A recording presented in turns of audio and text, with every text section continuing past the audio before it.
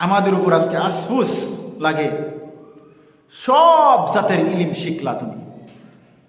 তুমি ছেলে মেয়েকে খবর লইলা, তুমি ছেলে মেয়ের ইঞ্জিনিয়ার হয়েছে কি হয়েছে না, ডাক্তার হয়েছে কি হয়েছে না, স্কুল পড়ে মাস্টার প্রফেসর হয়েছে কি হয়েছে না, তোমার ছেলে ক্ষেত কাম শিখছে কি শিখছে না, তোমার ছেলে দোকানদারি শিখছে কি শিখছে না, তোমার ছেলে কাপড় সেলাই শিখছে কি শিখছে না, তোমার ছেলে পেশা কিনি শিখছে কি শিখছে না, এইসব সব তুমি খবর লইলা।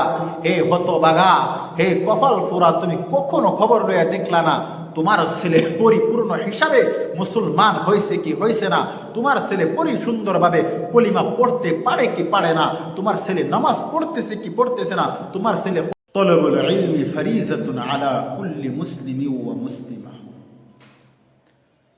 আল্লাহর নবী বলেন, দুনিয়ার মানুষ তোমরা শুনিয়া রাখো, দুনিয়ার নারী এবং পুরুষের জন্য তলবুল ইলমি, তোমাদের জন্য ইলিম হাসিল করা প্রত্যেক নারী এবং পুরুষের জন্য আল্লাহর নবী জরুরি করে দিলেন। কতটুকু ইলিম? যেতটুকু ইলিম দিয়ে তুমি কি করবে, আল্লাহর হুকুম আহকাম মানতে পারবে,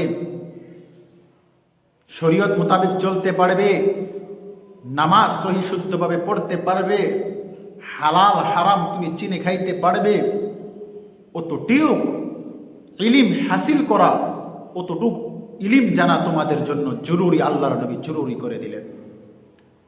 আর আজকে আফসোস, আমাদের উপর আজকে আফসোস লাগে, সব জাতের ইলিম শিখলা তুমি। তুমি ছেলে মেয়েকে খবর লইলা, তুমি ছেলে মেয়ের ইঞ্জিনিয়ার হয়েছে কি হয়েছে না, ডাক্তার হয়েছে কি হয়েছে না, স্কুল পড়ে মাস্টার প্রফেসর হয়েছে কি হয়েছে না, তোমার ছেলে ক্ষেত কাম শিখছে কি শিখছে না, তোমার ছেলে দোকানদারি শিখছে কি শিখছে না, তোমার ছেলে কাপড় সেলাই শিখছে কি শিখছে না, তোমার ছেলে পেশা কিনি শিখছে কি শিখছে না, এইসব সব তুমি খবর লইলা। হে হতবাগা, হে কপাল পোড়া, তুমি কখনো খবর লইয়া দেখলা না তোমার ছেলে পরিপূর্ণ হিসাবে মুসলমান হয়েছে কি হয়েছে না, তোমার ছেলে সুন্দরভাবে কলিমা পড়তে পারে কি পারে না, তোমার ছেলে নামাজ পড়তেছে কি পড়তেছে না, তোমার ছেলে কোরআন শিখছে কি শিখছে না, ওটা তুমি খবর লইলা না। তুমি শুধুমাত্র খবর লইলা তোমার বেটি ঘরের কাম শিখছে কি শিখছে না, তোমার বেটিকে এখানে বিয়া শাদী দিলে সে সংসার করতে পারবে কি পারবে না, বিছনা সাফাই করা শিখছে কি শিখছে না, ওসব তুমি শিক্ষা দিলা, ওসব তুমি জিগাইলা, ওটার খবর লইলা, ওটার জন্য তুমি আফসোস করলা। কিন্তু হতবাগা, তোমার ছেলে তোমার মেয়ে পরিপূর্ণ হিসাবে মুসলমান হয়েছে কি হয়েছে না, সেটার তুমি খবর লইলা না। ভাই দোস্ত বুজুর্গ, হযরত আব্দুল কাদের জিলানী রাহমাতুল্লাহ আলাইহি, যিনি 2 বছর বয়স, 2 বছরের বাচ্চা ইলম হাসিল করার জন্য নিজের দেশ ছেড়ে, নিজের গাঁও এলাকা ছেড়ে অন্য শহরের মাঝখানে ইলম হাসিল করার জন্য যায়। তার মা কেমন ছিলেন, ছেলে মেয়েকে কেমন শিক্ষা দিতেন। রাস্তার মাঝখানে যখন যাইতেছে, যাইতে যাইতে হঠাৎ করে রাস্তার মাঝখানে কিছু ডাকু তাকে পকড়াও করলো, তাকে ধরলো, তার মাল সামান যা কিছু ছিল লগে ছোট বাচ্চা সব কিছু কেড়ে নিয়ে গেল। এবার ছোট বাচ্চার মাল সামান যে নিয়ে গেল, এক টুবলার মাঝখানে মাল সামান ছিলেন। এবার টুবলা খুলে দেখে ওইখানে তো কিছু নাই, খাওয়ার জন্য কিছু নাই, কিন্তু টাকা পয়সা কিছুই নাই। এবার তারা বলতেছে এখানে তো কিছুই নাই, কিসের জন্য তাকে আমি পকড়াও করলাম।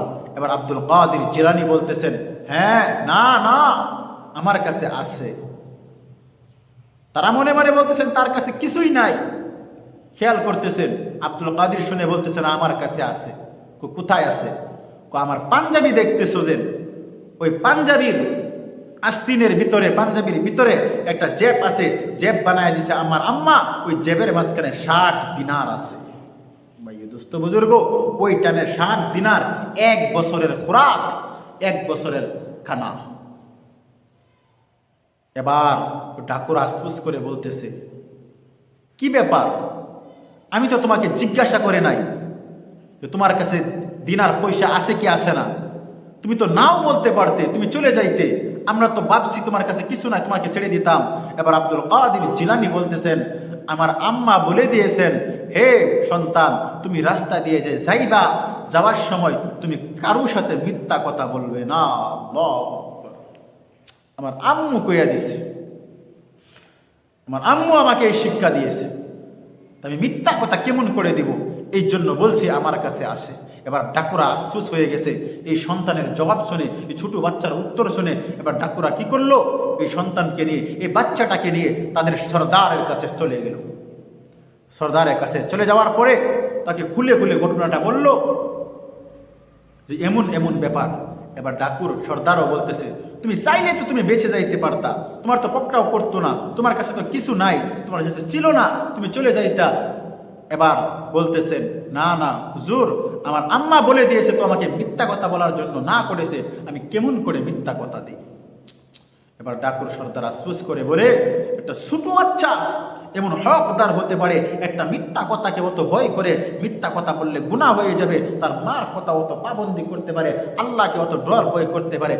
আমি একজন বড় মানুষ, আমার আল্লাহ হাতের মাঝখানে শক্তি দিয়েছে, পাওয়ের মাঝখানে শক্তি দিয়েছে, আর আমি ডাকাতি করে করে মানুষের হক মেরে মেরে খাই। হাই আফসোস আমার জিন্দিগির মাঝখানে। এবার ওই ছোট বাচ্চার ব্যবহার দেখে, এই ছোট বাচ্চার ক্যারেক্টার দেখে এই ডাকু তওবা করলেন, আল্লাহ যা ভুল করেছে তুমি মাফ করে দাও, আজকের থেকে আর কোনো ভুল করব না, আজকের থেকে আমি ওয়াদা করলাম আমি তোমার মোতাবিক চলবো, মানুষকে মেরে ধোঁকাবাজি করে খাইব না। ভাই ও দোস্ত বুজুর্গ, ওরা আম্মা আব্বা ছিলেন, তাদের মা কেমন ছিলেন, তাদের মার গর্তে কেমন সন্তান জন্ম নিলেন। আর আমাদের মা বাবা সারা দুনিয়ার সব খবর লইল, তোমার ছেলে কিভাবে কামিয়াব হতে পারে, মালদার হতে পারে, সেটা চিন্তা করলো। কিন্তু আমার আল্লাহ তো ওসব দেখে না। আমার আল্লাহ বলেন, আমার আল্লাহর নবী বলেন, লা ইয়ানজুরু ইলা সুওয়ারিকুম ওয়া আমওয়ালিকুম ওয়ালাকিন ইয়ানজুরু ইলা কুলুবিকুম ওয়া আমালিকুম। আমার আল্লাহ তো তোমার মাল দৌলত, টাকা পয়সা, কেলা কতটুকু ধনী গরিব, কার চেহারা কতটুকু সুন্দর, কেলা কতটুকু উঁচা লম্বা, কাকে দেখতে ভালো, ওসব তো আমার আল্লাহ দেখে না। আমার আল্লাহ দেখে কি? ওয়ালাকিন ইয়ানজুরু ইলা কুলুবিকুম ওয়া আমালিকুম। আল্লাহ তাআলা তো তোমার আমল, তোমার ক্যারেক্টার, তোমার অভ্যাস, তোমার দিল অন্তর দেখে, তোমার দিল কতটুকু সাফ। ভাই দোস্ত বুজুর্গ, আমরা ছেলে মেয়েকে তরবিয়ত শিক্ষা দিতাম, দেখতাম পরীক্ষা নিয়ে তারা ইসলামের দায়ী, ইসলাম মোতাবেক তাদের জিন্দিগি হয়েছে কি হয়েছে না।